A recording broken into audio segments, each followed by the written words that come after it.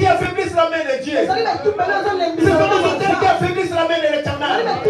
Des fois, on voit comme si Dieu ne fait rien. C'est comme si Dieu n'existe plus. Mais Dieu existe.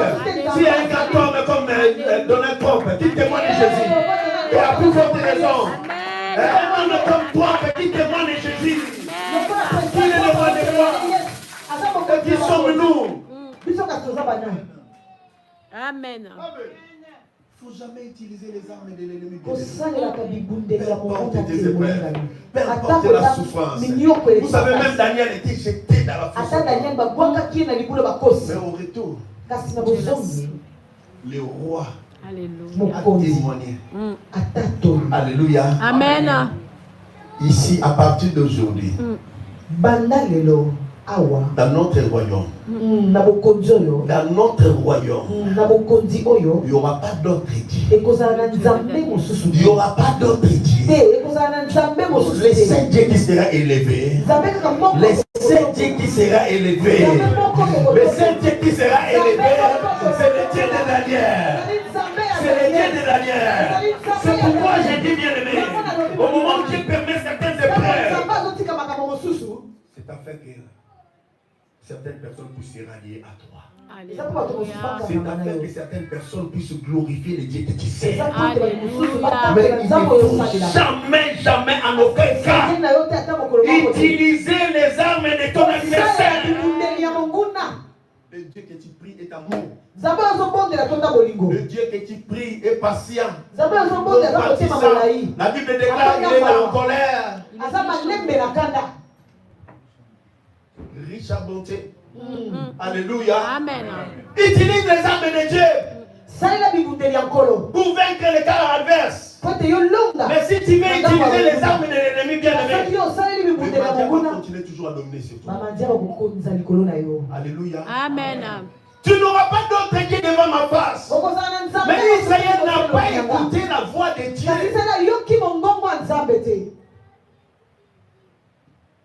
Quand tu utilises les dieux de côté adverse, donc c'est-à-dire que tes adversaires vont dominer sur toi. Au nom de Jésus. Alléluia. Amen. Tu pries le Seigneur, mais tu as la haine. Tu pries le Seigneur, mais tu as la jalousie. Tu pries le Seigneur, mais tu vis encore dans les rancines. Sache bien que les cas adverses, même si tu gênes 40 jours, même si tu as gêné 100 jours, même si tu as gêné 120 jours, l'ennemi va dominer sur toi. Au nom de Jésus. Oh, Yaya, elle a au nom de Jésus. Elle va prendre conscience. Donc c'est pas question du nom de Jésus, tu dois prendre conscience. Donc si tu veux utiliser le nom de Jésus là, c'est contre la haine. Le mot la haine. Alléluia. Amen. Au nom de Jésus, je chasse l'esprit de la haine. L'esprit de la haine. Alléluia. Amen. C'est alors que le nom de Jésus va faire. Mais si tu as la haine, tu utilises le nom de Jésus. Non. Mais trompe-toi, ce sont des hôtels. Ce sont des hôtels. Jésus a besoin aussi que tu bâtisses. Mais si les hôtels de la malédiction ne sont pas encore renversés, comment tu vas bâtir? Comment tu vas bâtir un hôtel pour le Seigneur? Alléluia. Amen. Si les hôtels de la jalousie ne sont pas encore renversés, comment tu vas élever un hôtel pour l'Éternel? Et c'est Dieu seul qui détermine si ton hôtel bâti est vrai.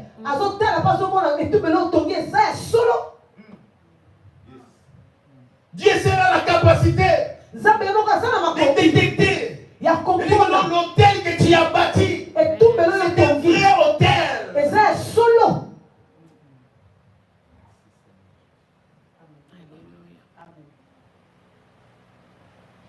On va renverser, oui, il faut renverser. Mais après avoir renversé, il faut aussi bâtir. Il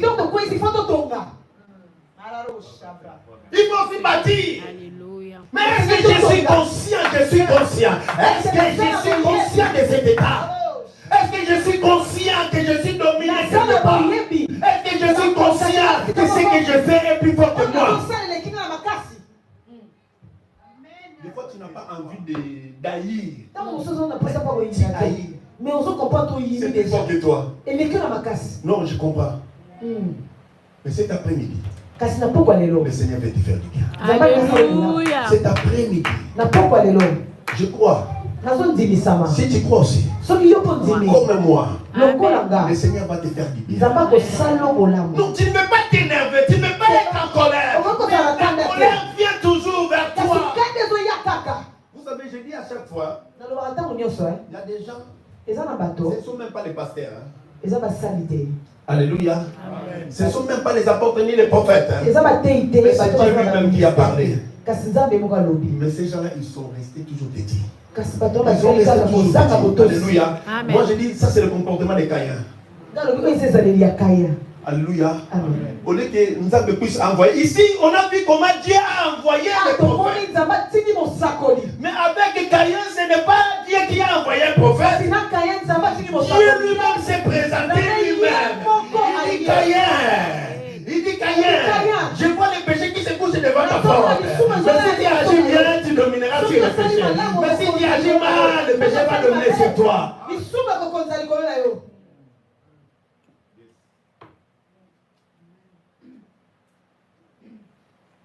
Certaines personnes Dieu a envoyé. Certaines personnes Dieu n'a pas envoyé. Mais lui-même il s'est présenté. Amen. Alléluia. Amen. Même ici dans ces livres de Gédéon. Alléluia. Amen. Même dans ces livres de Gédéon. Dieu au lieu d'envoyer quelqu'un. Mais Dieu il s'est présenté lui-même. Il s'est présenté lui-même. Combien de fois Dieu s'est présenté à toi? Amen. Non. Combien de fois?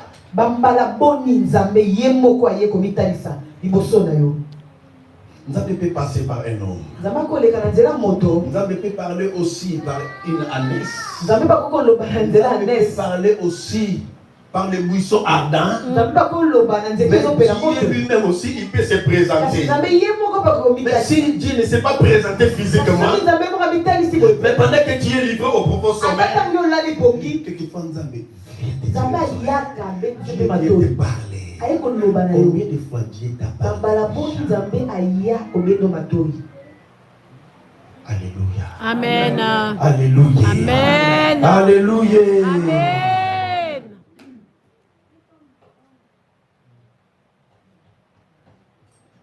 Combien de fois Dieu lui-même t'a averti? Si tu agis mal, le péché va dominer sur toi. C'est pourquoi je dis, si tu agis mal, même si tu fais 40 jours à prière. Je préfère prier 5 minutes. Être propre dans mon cœur. Amen. Amen. Alléluia. Amen. Je préfère ne pas parler à langue. Mais monter ma langue dans la pétrie. Amen. Que mon cœur soit pur. Même si je ne prophétise pas, même si on a 2 minutes à pas, même si je priais que 2 minutes, maintenant ça va bien. Mais que mon cœur soit pur. Que je prie 4 heures. Que je puisse encore avoir les hôtels en moi. Je prie 5 heures. J'ai encore les hôtels en moi. De la 10 heures. Je priais 10 heures. Non, il y a encore les hôtels en moi. Est-ce que je suis prêt? Accepter la réponse de Dieu. Accueillir la réponse du Seigneur. Est-ce que je suis prêt?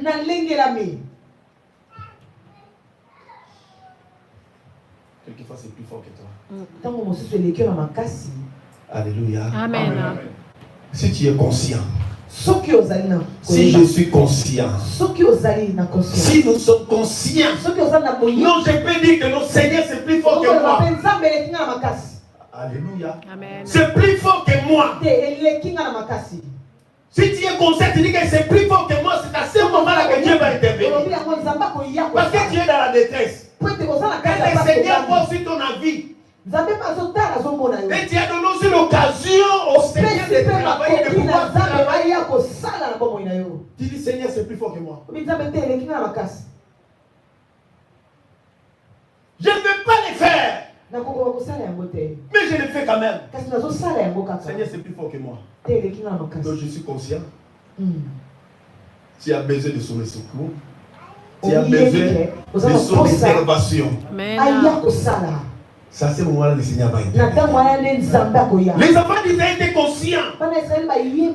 Est-ce que nous sommes conscients? Pour que Dieu puisse agir. Est-ce que nous sommes conscients? Parce que le Seigneur a parlé. Il a envoyé son serviteur. Il a dit, Israël, tu as désobéi. Est-ce que je suis conscient? C'est alors que le Seigneur va envoyer maintenant la deuxième réponse. Si la première réponse, tu fais de la barrière au Seigneur, comment Dieu va faire la continuité? Alléluia. Si tu fais de la barrière au Seigneur, Dieu a parlé. Mais tu dis non, je ne crois pas. Alléluia. Amen. Dieu a parlé, mais moi je ne crois pas. Non, Dieu a parlé, mais je ne suis pas convaincu. Non, Dieu n'a pas besoin de ta conviction. Alléluia. Amen. Oh non, moi je ne suis pas convaincu. Convaincu ou pas convaincu, quand il parle, il parle. Amen. Dieu n'attend pas ta conviction. Alléluia. Dieu a parlé. La première réponse. Tu as mal agi. Le Seigneur te reproche. Le Seigneur te dit laisse. Le Seigneur te dit abandonne. Est-ce que tu es conscient? Est-ce que tu es conscient ou pas? Est-ce qu'on doit reconnaître un mot de Si tu veux. Ce qu'on dit mieux reconnaître. Dans les ténèbres. C'est toi qui vois. Le Seigneur ne va rien faire. Alléluia. Amen. Alléluia. Alléluia. Amen. Tu n'auras pas d'autre qui devant ma face comme déclare la parole de Dieu vivant. Nous avons élevé plusieurs hôtels. Nous avons élevé plusieurs hôtels. Aujourd'hui, vous allez voir que vous aimez beaucoup plus aller dans des festins, dans des fêtes. Ça, c'est l'apostasie. Donc l'apostasie commence à dominer la vie. La vie du monde commence à dominer sur toi. Donc c'est plus fort que toi. Alléluia. Donc c'est plus fort que toi. Tu vas voir que non, à un moment, nous allons tomber à terre. Tu n'aimes pas faire des commérages. Hein? Mais au salon quand même. Mais tu fais des commérages en face. C'est plus fort que toi. Et les dans ma casse. Donc il faut être conscient maintenant. Tu dois avoir conscience. Alléluia. Amen. Dieu le parle en français. Je ne veux pas faire des commérages. Mais Ezoya quand même. Mais quand je me présente devant quelqu'un, j'arrive à le faire avec facilité. Donc Ezoya quand même dans ma casse. C'est plus fort que moi. Même si je ne veux pas le faire, je le fais quand même. Donc, si tu es conscient, et si j'ai la conscience, je dirais non, Dieu. Non, je suis fatigué. Amen. Dieu, je suis fatigué. J'ai besoin que tu me délivres de cette chose. Dieu va te délivrer. Dieu va te délivrer. Alléluia. Amen. Ce sont les hôtels qui empêchent que la gloire de Dieu se manifeste dans ta vie, dans nos vies. Alléluia. Amen. Pour aller vite, pour finir déjà. Dans le verset 11, la Bible me dit: puis vint l'ange de l'Éternel et il s'assit sous les térébintes d'Ophra, qui appartenait à Joas de la famille de Bézer. Gédéon, son fils, battait du froment au pressoir pour les mettre à l'abri des mendiants. Dans le verset 12, la Bible déclare, l'ange de l'Éternel lui est apparu. Lui apparaît plutôt. Et lui dit, l'Éternel est avec toi, vaillant et héros. Alléluia. Alléluia. Alléluia.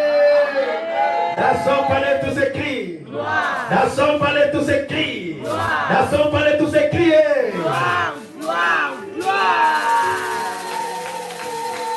L'ange de l'Éternel lui apparut. Il dit, vaillant héros. Oh. La salutation déjà. Alléluia. La salutation est une attestation de la présence de Dieu auprès de Gédéon. Est-ce que nous comprenons la salutation? Gédéon n'a rien encore commencé. Gédéon n'a rien fait. C'est juste la salutation. Annonce déjà la tâche. Alléluia, c'est confié. Alléluia. Amen. Juste la salutation. Vaillant héros. Le Seigneur est avec toi.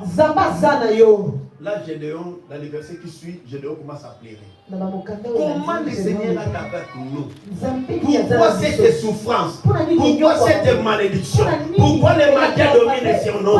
Mais le Seigneur est avec nous. Qu'est-ce qui a fait briser la main de l'Éternel? C'est quelque chose qui se cache dans la maison de son Père. C'est quelque chose qui se cache aussi dans ton cœur. C'est ça qui affaiblit la main de Dieu. Vaillant héros, Dieu est avec toi. Oui, Dieu est avec toi. Qu'est-ce qui affaiblit la main de Dieu? Alléluia. Amen. Juste la salutation. Annoncer déjà la tâche qui allait lui être confiée.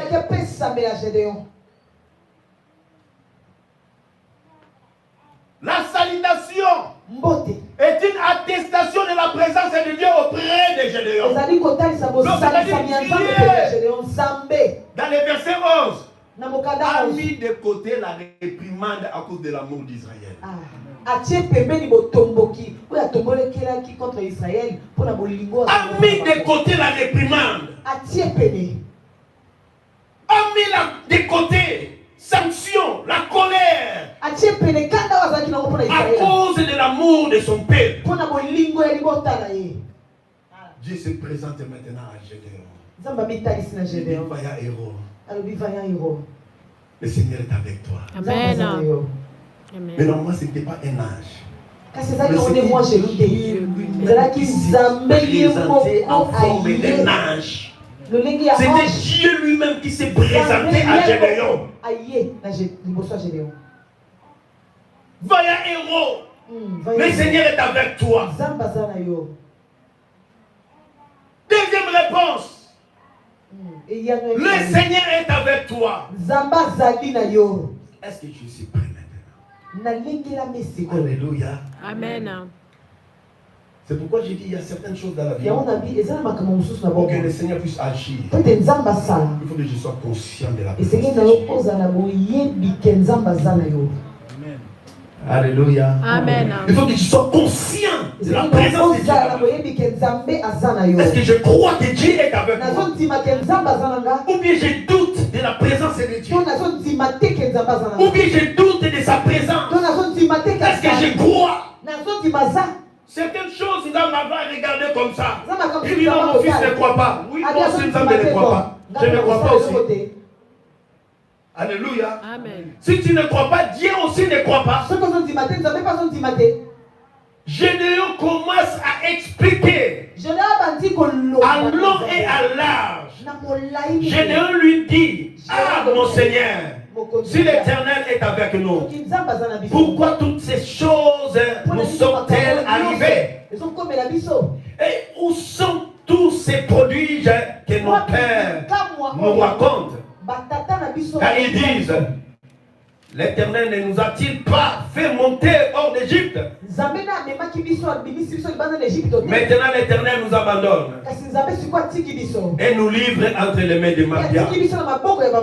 L'Éternel se tourna vers lui et dit, va avec cette force et délivre Israël de la main de Madian. N'est-ce pas moi qui t'envoie? Gédéon lui dit, ah mon Seigneur, avec quoi délivrerai-je Israël? Voici ma famille est la plus pauvre à Manassé, et je suis le plus petit dans la maison de mon père. L'Éternel lui dit, mais je serai avec toi et tu battras les Madians comme un seul homme. Tu battras les Madians comme un seul homme. Voici, je serai avec elle. Donc, c'est-à-dire nous devons prendre conscience de la présence de Dieu. Même ici à Mema, bien aimé. Pourquoi vous voulez seulement attendre qu'il vienne de l'extérieur pour témoigner Dieu dans sa personne? Vous voulez seulement les prophètes de l'extérieur. Vous voulez seulement les gens qui viennent d'ailleurs pour témoigner que Dieu est ici. Mais pendant que toi-même tu pries le Seigneur, Dieu ne te révèle pas qu'il est ici. Pendant que toi-même tu cherches Dieu, tu ne crois même pas à la présence de Dieu. Tu attends que les gens viennent de l'Afrique. Non. Pendant que moi j'attends que les gens de l'Afrique parlent, que papa avec toi. Je dis papa. Ça fait partie des révélations que le Seigneur m'a dit. Je ne sais pas papa, priez encore le Seigneur. Papa, en tout cas vous avez Dieu. Donc c'est ça, ce n'est pas une prophétie qui va m'étonner. Alléluia. Donc ça ne va pas m'étonner. Donc nous devons être conscients de la présence. Nous-mêmes nous prions le Seigneur. Est-ce que nous sommes conscients? Est-ce que tu es conscient que Dieu te voit? Est-ce que tu es conscient que Dieu te voit? Est-ce que tu es conscient que Dieu maîtrise ton état? Est-ce que tu es conscient que Dieu maîtrise ta situation? Est-ce que je suis conscient de la présence du Seigneur? Je vais dire à une personne cet après-midi, quel qu'il soit, peu importe, c'est la présence de Dieu qui fait la différence. C'est la présence de Dieu qui fait la différence. Quand Dieu est là, quand Dieu commence à régner, peu importe la situation que tu vis, les choses vont changer complètement. Les choses vont changer complètement. Pourquoi? Parce que Dieu est là. Si Dieu n'est pas là, tu vas rester stérile.